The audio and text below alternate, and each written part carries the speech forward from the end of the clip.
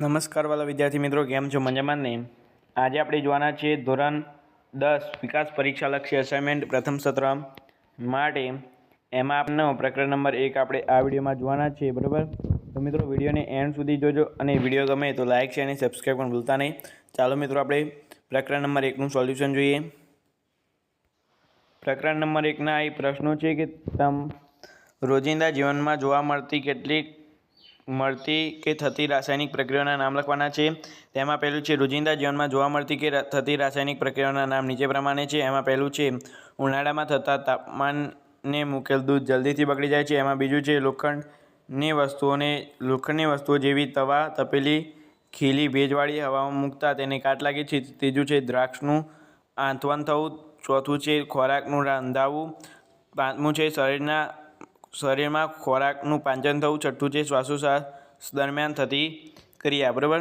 ત્યાર પછી આગળ જોઈએ આપણે. તો આગળ આપણે ક્વેશ્ચન નંબર 2 છે કે મેગ્નેશિયમની પટ્ટીને હવામાં સળગાવતા પહેલાં સાફ કરવામાં આવે છે. તો એ જવાબ છે કે મેગ્નેશિયમની પટ્ટી ખૂબ જ ક્રિયાશીલ હોવાથી તેને હવામાં ખુલ્લી રાખતા તેને બહારની સપાટી પર MgOનું નિષ્ક્રિય પડ બને છે. Mg+O2 MgO, બરાબર?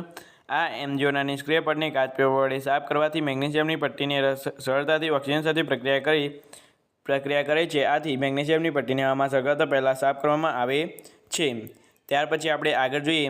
તો એ આગળ પ્રશ્ન છે કે મેગ્નેશિયમની પટ્ટીને હવામાં સળગાવતા પહેલાં સાફ કરવામાં આવે છે. એ જ પ્રશ્ન આપણે જોયો. અહીં ક્વેશ્ચન નંબર 3 જોઈએ. તો એ ક્વેશ્ચન નંબર 3 છે શ્વસન એ ઉષ્માક્ષેપક પ્રક્રિયા છે. ક્વેશ્ચન નંબર 2 વારંવાર આપણે જોયો, બરાબર? પરંતુ માફ કરજો. આગળ હવે જોઈએ તો અહીં ઉત્તર તેનો અહીં આ પ્રકાર છે કે જીવન જીવવા માટે ઉર્જાની જરૂર પડે છે. આપણે ખોરાક ખાઈએ છીએ તેમાંથી આ ઉર્જા મળે છે. પાચન દરમિયાન ખોરાક વધુ સરળ પદાર્થોમાં વિભાજિત થાય છે, બરાબર? ત્યાર પછી દાખલા તરીકે ભાત, બટાકા, બ્રેડમાં કાર્બોદિત પદાર્થ હોય છે. આ કાર્બોદિત પદાર્થને વિભાજન થઈ ગ્લુકોઝ ઉદ્ભવે છે. આ ગ્લુકોઝ આપણા શરીરમાં કોષોમાં રહેલા ઓક્સિજન સાથે સંયોજાઈને ઉર્જા પૂરી પાડે છે. આ પ્રક્રિયાને શ્વસન કહે છે. આમ શ્વસન પ્રક્રિયા દરમિયાન ઉર્જા મુક્ત થતી હોવાથી શ્વસન એ ઉષ્માક્ષેપક પ્રક્રિયા છે એમ કહેવાય. C6H12O6 + 6CO2 6CO2 + 6H2O ઉર્જા, બરાબર? હવે આગળ જોઈએ આપણે. તો આગળનો પ્રશ્ન ક્વેશ્ચન નંબર 4 અહીં છે કે X દ્રાવણ દોડવા માટે વપરાય છે. આ તમારે માર્ચ 20માં પૂછાઈ ગયો છે, બરાબર મિત્રો? એટલે ખાસ કરીને યાદ રાખજો. ત્યાર પછી છે કે X પદાર્થનું નામ આપો, તેનું સૂત્ર લખો અને X પદાર્થ પાણી સાથેની પ્રક્રિયા લખો. તો અહીં જવાબ આવશે કે X પદાર્થ કયો હશે? કેલ્શિયમ ઓક્સાઇડ હશે. તેનું રાસાયણિક સૂત્ર CaO છે. અને કેલ્શિયમ ઓક્સાઇડને પાણી સાથે તીવ્રતાથી પ્રક્રિયા કરી ચૂનાનું નિત્રિત પાણી બનાવે છે અને અધિક પ્રમાણમાં ઉષ્મા મુક્ત કરે છે. CaO + H2O CaOH2 + ઉષ્મા, બરાબર? ત્યાર પછી આગળ જોઈએ આપણે. તો આગળ ક્વેશ્ચન નંબર 5 છે કે રાસાયણિક પ્રક્રિયા દરમિયાન કેવો ફેરફાર જોવા મળે છે, મિત્રો? બરાબર? ખાસ કરી IMP છે મિત્રો, તૈયાર કરી લેજો. તો રાસાયણિક પ્રક્રિયા દરમિયાન 4 પ્રકારના ફેરફાર જોવા મળે છે. અહીંયા 4 પ્રકારના ફેરફાર આપેલા જ છે ઓલરેડી, તો જોઈ લઈએ. તો પહેલો પદાર્થ છે પદાર્થની ભૌતિક અવસ્થા બદલાય છે.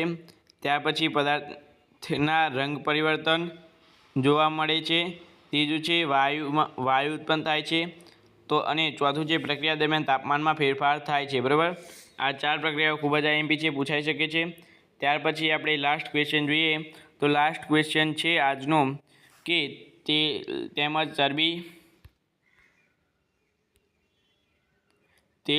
ચરબીયુક્ત ખાદ્ય પદાર્થોની સાથે નાઇટ્રોજન વાયુ ભરવામાં આવે છે. શા માટે?